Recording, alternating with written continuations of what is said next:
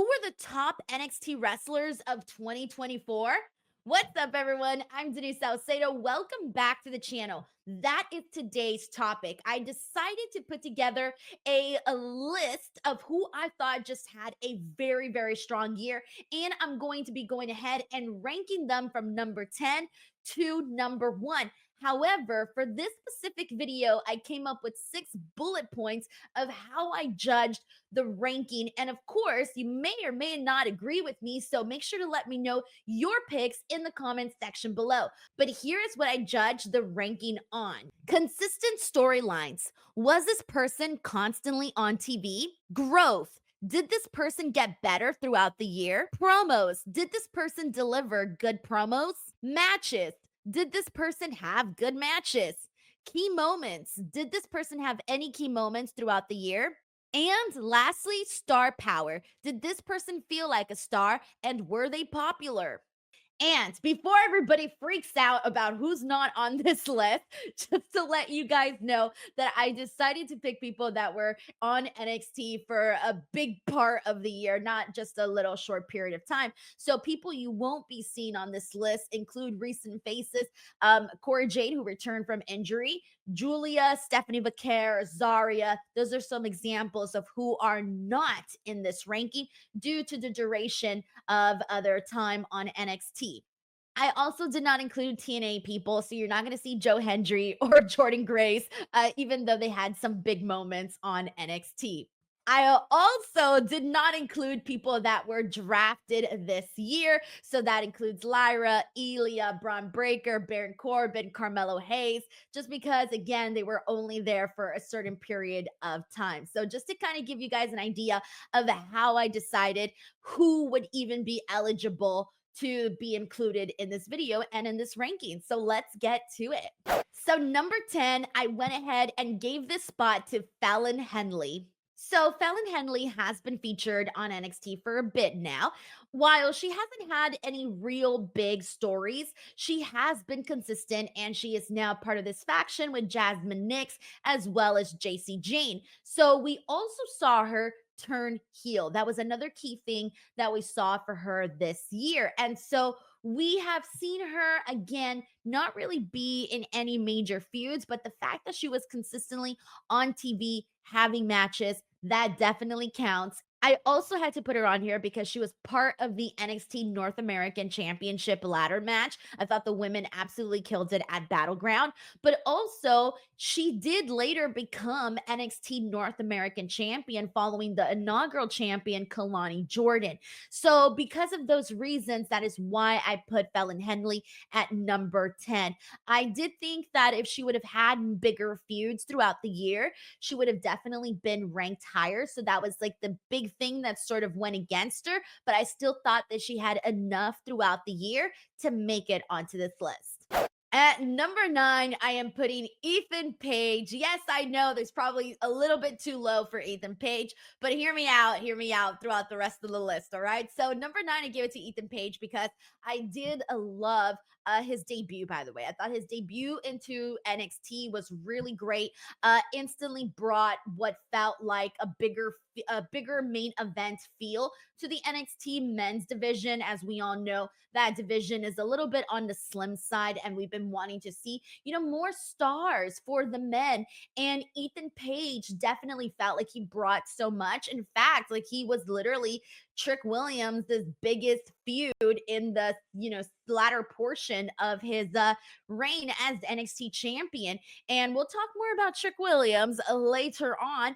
But really, Ethan Page did come in, and I thought that he did such a good job not only feuding with Trick Williams, cutting the promos, but just going out there and making NXT feel like it was important to watch. He added, I think, a little bit more credibility to what we were watching on NXT. Like the fact that he went from AEW to NXT, I felt gave NXT a little bit of oomph, right? Like a little bit of bragging rights. Like here we are taking some AEW talent and they want to come over here. I thought that was something that, was pretty noteworthy. And we did see Ethan Page win the NXT championship at Heatwave. I think that I would have ranked Ethan Page a little bit higher. I think if the matches were better, because I thought the matches were just like okay. And I think that's part of the reason why I didn't rank Ethan Page as high up. I also didn't rank Ethan Page as high up because when he was NXT champion, I didn't like any of the feuds that he was in, like defending the title against Ora Menza. Like I just wasn't into that. So for me, I kind of felt like this was it was okay. It was fine. And that's the only reason why he didn't get ranked a little higher on this list. But he still brought in a lot of good stuff. Lately though, I have been feeling like Ethan Page has sort of done what he can in NXT. And I did do a predictions video where I predicted what NXT talent was going to be called up in 2025. Spoiler alert, Ethan Page is on that list. And I do think that Ethan Page is Raw or SmackDown bound pretty soon. It kind of feels like he tied up everything he needed to do over on the NXT side of things. He kind of always felt like he didn't necessarily had to go to NXT. Like he could have easily bypassed it and gone to Raw or SmackDown. I do think Ethan Page has that kind of persona to get him over on the main roster, but I do think it was nice to have him on NXT because, like I said, we needed him on that men's division. Number 8, I am putting Jaida Parker. So the reason why I am putting Jaida Parker is I feel she very much checks off all of these boxes. And by that, I mean she had the consistent storylines. We saw her feud with so many people. We'll kind of run through some of that in a second. We saw her grow tremendously. It felt like every single month she was just becoming a bigger star on NXT. Promos. She has a lot of attitude when she's on the mic. And that is something that I think people have noticed because even just a couple of weeks ago, she was in the ring demanding, calling out Lola Vice, and she's yelling, and you really buy her. Like she doesn't come across as cheesy. She actually comes across as a believable badass. And I think that's very important in terms of getting Jaida Parker over as as a performer here on NXT. Now let's go ahead and get into matches and key moments. So when it came down to it, at the start of the year, I remember Vengeance Day, she was still, teaming up with her guys, Bronco Nima and Lucian Price. And so she was still kind of part of that act. But then during the springtime, we began to see her do all of these singles matches with all of these different women on NXT. And by the time we got to Battleground, she was already starting to gain quite a bit of popularity to the point where she made it into this match and also had a lot of really good moments. I put this match over when it happened, and even when I did my review of the best matches of every NXT PLE. And then one of my personal favorite matches, and I think this was the match when I really started to notice Jaida, or at least when I started to look at her in a different light. And I talk about this match every time that I bring up Michin, and that is that street fight that she had with her in July. Dude, that was so much fun. And that's when I started to look at Jaida a lot differently. Of course, we also saw her face Roxanne Perez at NXT No Mercy for the women's title. So I would put that in a key moment for sure. You're going up against a champion on a PLE. I also chose this match, spoiler alert, as my personal favorite from the NXT No Mercy PLE. I just thought that Jaida Parker did such a great job with Roxanne Perez. You can hear my thoughts on that when you watch that video, but that was definitely a match that I considered memorable for Jaida this year. And then she went into this feud with Lola Vice, who is similar to Jaida Parker in the sense that she is super fiery and she's mean and she gets nasty. And they are two girls that are like willing to throw down, and they're both fighting because they both want to be on top. And it kind of like there's weeks where I feel like Jada's the bigger star. Then I feel like there's weeks where it's Lola, and you kind of go back and forth. But we have been seeing them sort of have several matches. Jaida defeated her in a very fun little hardcore match that they did at the 2300 Arena, which was also a pretty fun show, a pretty jam-packed show as well.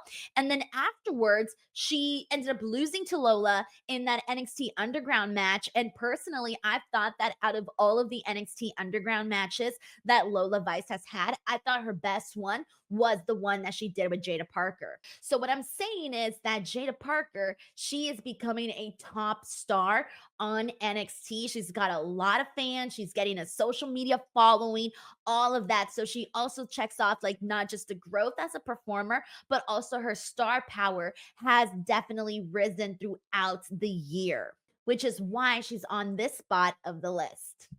And number 7 is the young OG, Javon Evans. So Javon Evans is also somebody who kind of came into NXT.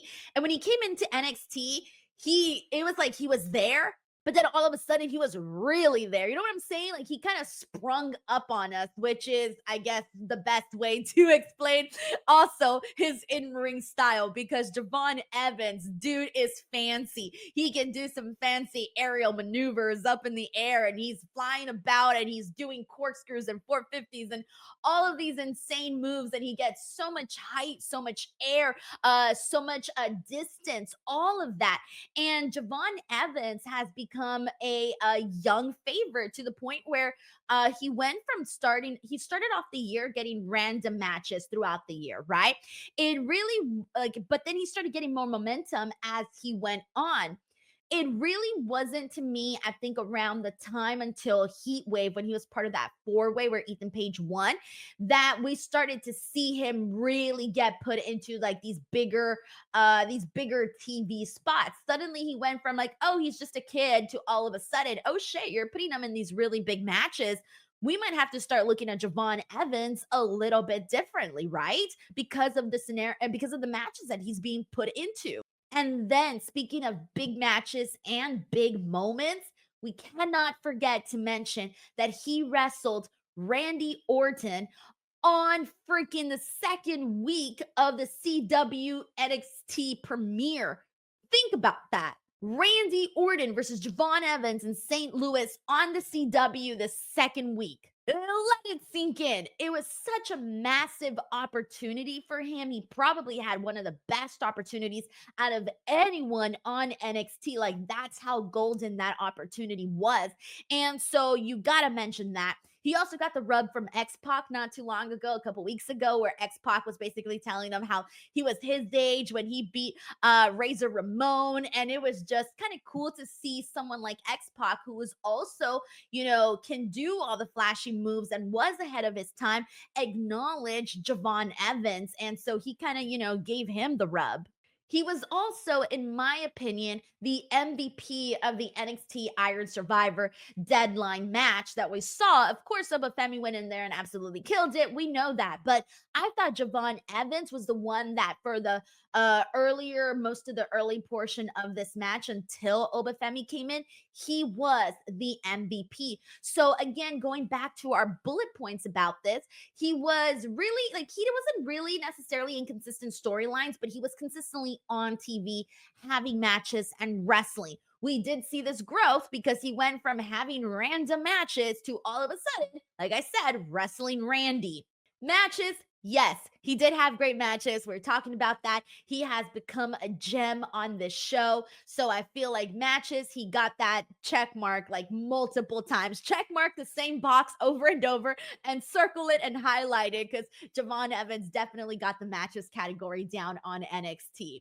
And I think, given all of the compliments that he's gotten for his matches, as well as the Randy Orton stuff, I do think that made Javon Evans feel like a bigger star on the show because of those opportunities, which is why he finds himself on this spot of the list. And number 6, I'm going to go ahead and give it to Sol Ruca. So Sol Ruca is honestly one of my favorite people to watch on NXT. I am rooting so freaking hard for her. Like, she's the one that I can't wait to see her become NXT North American champion. I can't wait to see her become NXT Women's champion. I can't wait to see her go to WrestleMania and wrestle all of the women that we love, like freaking Charlotte and Bianca and, all of those kinds of people. I do think that Sol Ruca has that potential. I just think she's so freaking fun to watch. We saw Sol Ruca come back from an ACL surgery. I was so bummed out when she got the ACL injury. When she got hurt, it was just like, damn, no, like she's somebody that's going to be a top prospect here on NXT. So it was a very huge bummer to see her have to leave. But when she came back with a vengeance, man. She came back, she took out Blair Davenport at Spring Break, and she wrestled Lola Vice. She was also part of the inaugural NXT Women's North American Championship ladder match in Battleground. She was actually my pick to win that. And I felt like she was the popular option too, based on everybody that I was talking to on social media and chat on the chat on the live streams. It seemed like Ruca was the pick, the favorite to win. So when she did it, it was like, oh shit. I mean, we do like Kelani too, but Ruca was also somebody that I thought was going to win this match. But I did think that along with Kelani, she was an MVP when it came to just like the overall performance that she did. Now, I got to tell you, bonus points and why I ranked her above Javon Evans. The only reason being that I'm very much a big fan of hers, but also that match that she had at Heatwave with Kelani. Oh, God. Again, I talked about this match when I did my video picking the best matches of every NXT PLE. And spoiler alert, this one was also on the list and it was number one for NXT Heatwave. I just thought the work they did was so freaking beautiful. It made me so excited about women's wrestling. It made me excited about how WWE was incorporating, or rather, sort of changing things when it came to talents that they were recruiting, right? Because I remember when WWE was like, oh, we're going to bring athletes in. And I'm like, athletes? Okay, great. But I'm more of an independent wrestling girl. Like, bring in the indie wrestlers. That's more my thing, right? But I got to tell you, man, some of these people that they've brought in from the Next in Line program, they're freaking killing it. Like, people that had no wrestling experience are coming in and just freaking doing a hell of a job. And one of the types of athletes that Shawn Michaels has said just really freaking gets it when it comes to getting into pro wrestling is the gymnast. And so Ruka is a gymnast, Kelani is a gymnast, and you can see them really incorporate their gymnastics into pro wrestling so freaking nicely. So yeah, man, I got to give Ruka a lot of love. Plus, she also answered, and I would consider this a key moment, when she also answered Jordan Grace's open challenge. So she got to wrestle Jordan Grace, which was fun too, but she was also part of the NXT Deadline Iron Survivor. I believe that Ruka might have the best year next year. I do think she will be holding gold. If she doesn't, I'm gonna be like, what the hell is going on? Oh, and not to mention the fact that her soul snatcher has gone viral on social media like more times than I can count. So that's another reason why I think she deserves to be on the spot of the list.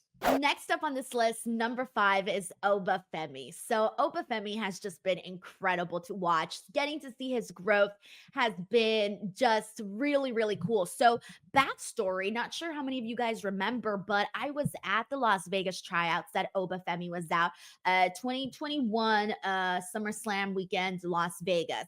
I was there. I was actually the one who broke the news about him getting signed by WWE. I still remember that day. I was in the hallway and I was watching the students come out, or rather I don't even want to say students because they weren't students, but the people that were trying out, like they were walking out, and I went up to two big dudes and I said, hey guys, because I saw them with the tryout, the gray shirts and whatnot. And I said, hey, did any of you guys get some good news? And I remember his friend looked at me and was like, oh, I didn't make it. I didn't get hired, but he did.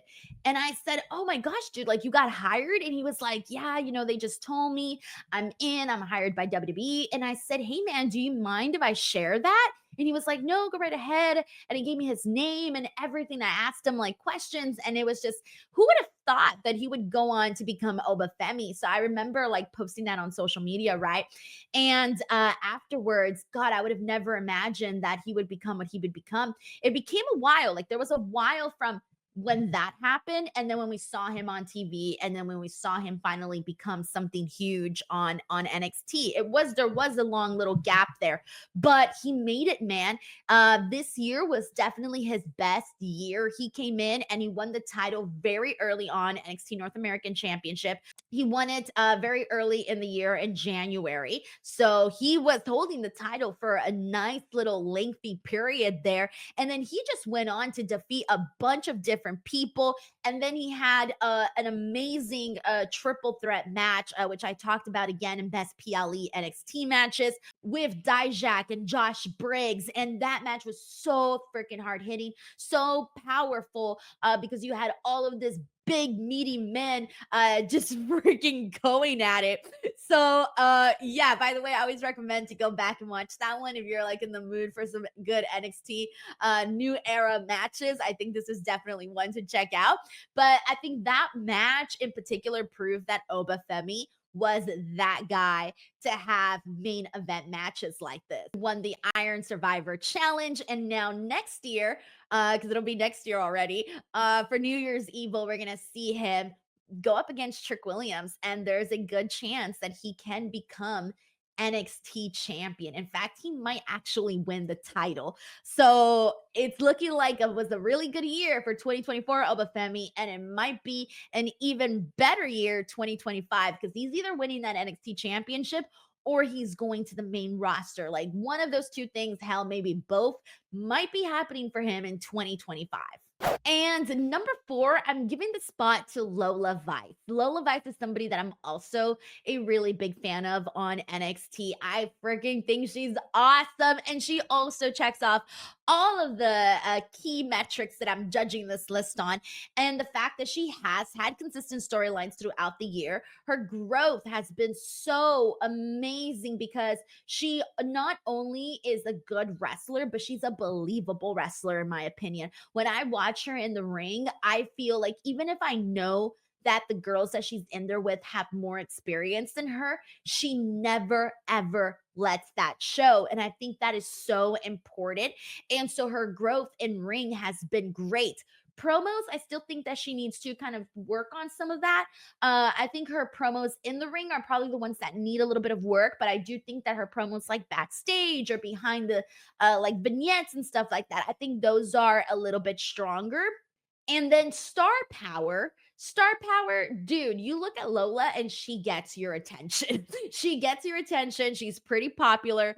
People like her. I would consider her as somebody that we have seen her star power rise on NXT this year. But now let's go ahead and get into matches and key moments for Lola Vice this year. I want to start off with the NXT Vengeance Day match where she went in and cashed out her NXT Breakout Tournament contract, where she cashed it in and then joined this match. So it became a triple threat. I love that she did that because she wasn't shying away from this opportunity. She went right into it. And unfortunately, she didn't actually win, but I thought that the match that they had was super fun to watch. And I went back and I watched it and I loved it even more. I think the second time watching it than I even did the first time. Honestly, I liked it more the second time. And then she then went on to feud with Natalia, which I would consider a big key moment, considering that Natalia is also somebody that is just, so respected in WWE and also has had a tremendous long list of accolades and whatnot. So she not only, wrestled Natty, but she also, defeated her in an NXT Underground match. This was also the year where she made that NXT Underground match her thing. She's undefeated in that. She defeated Natty, she defeated Shayna Baszler, and then she got into that feud with Jaida Parker and she defeated Jaida Parker. So she has just sort of been on a run with that.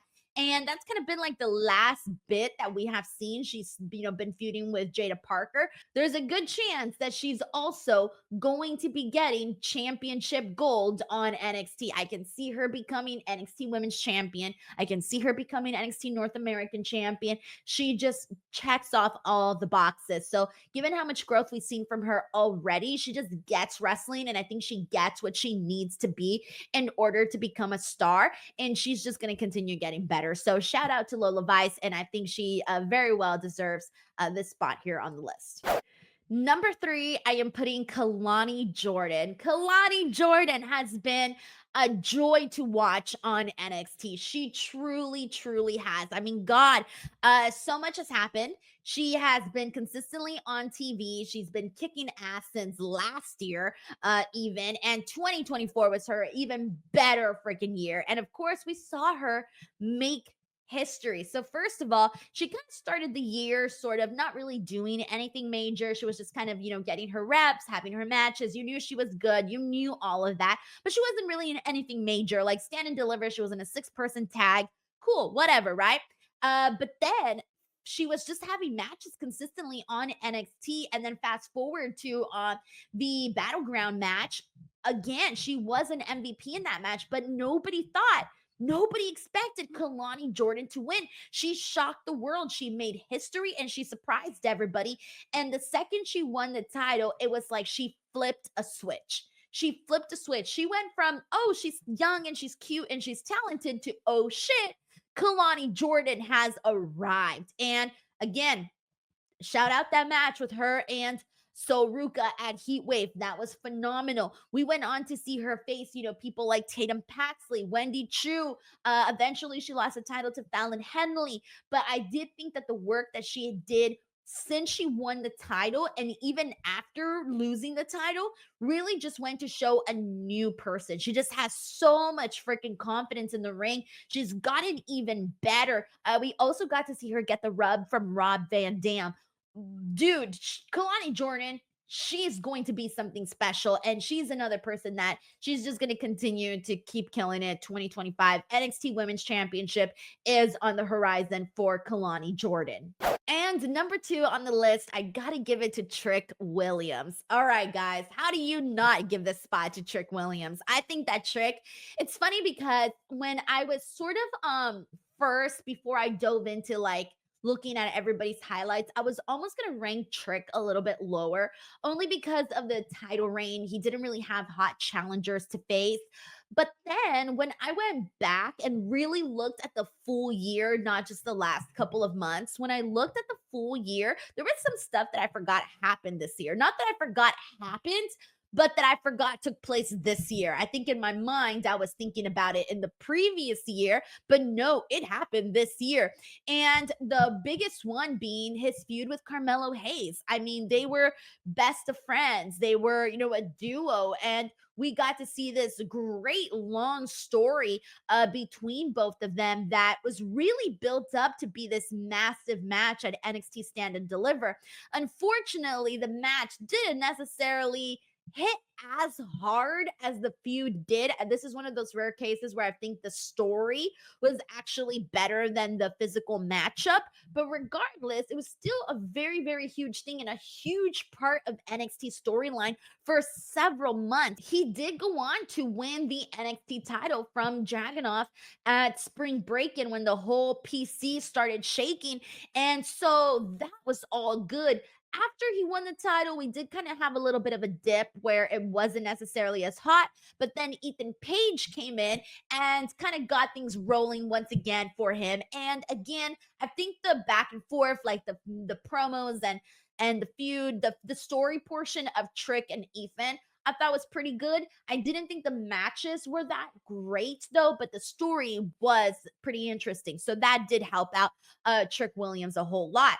But now, following that, it kind of feels like we took a second, but now we're getting into his program with Femi, which is also something to look forward to. But who knows? There's a chance that Trick Williams may lose the title, but there's also a chance that Trick Williams could be called up to the main roster next year. But either way, I think that Trick Williams did have so much consistency throughout the entire 2024 year.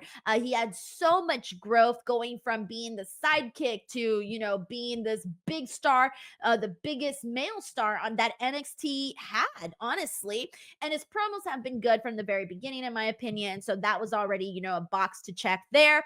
And then we just kind of ran through some of those matches and key moments for him, but also his star power. The building shook when he won the title. I feel like that answers it all right there. So Chick Williams for number 2.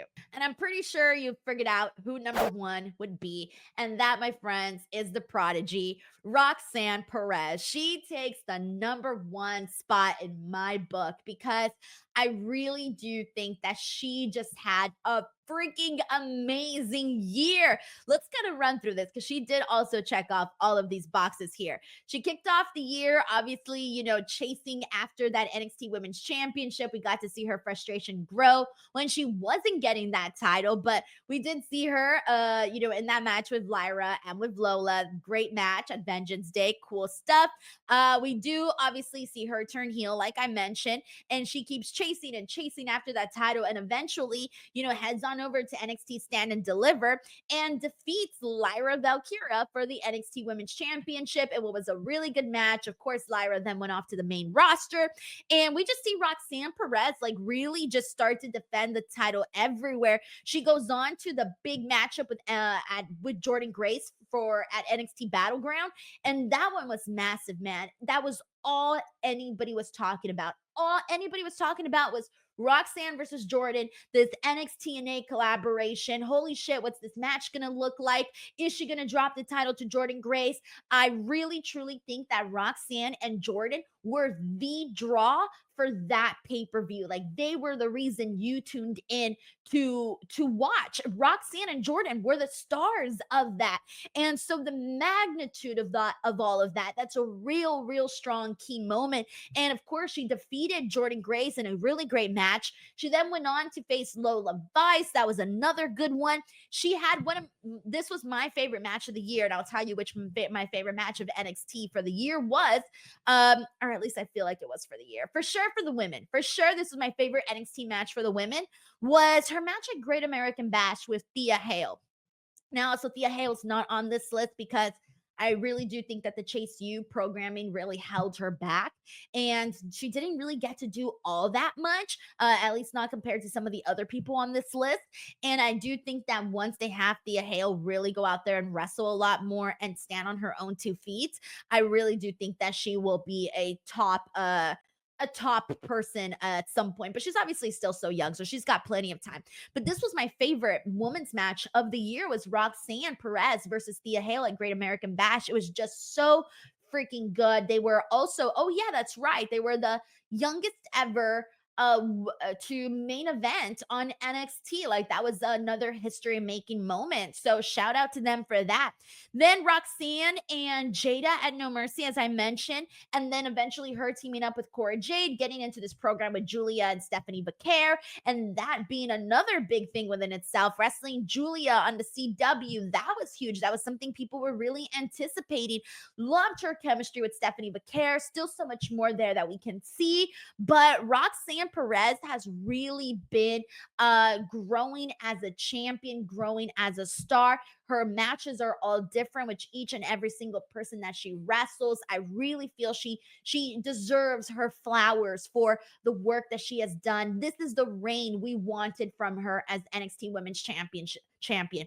This is the reign that we wanted from her from the very beginning, and she's just going in there and mixing it up with young women, up and coming women, and women that are coming in with to NXT with a lot of star power, a la Jordan Grace, for example. So she's kind of really had her hands in a lot of different cookie jars, and I feel like that's been really great to see for Roxanne, which is why I ranked her at number 1 on this list. So again, I hope you guys enjoyed this list. I hope you guys have been liking my NXT coverage. I truly enjoy talking about NXT a whole lot.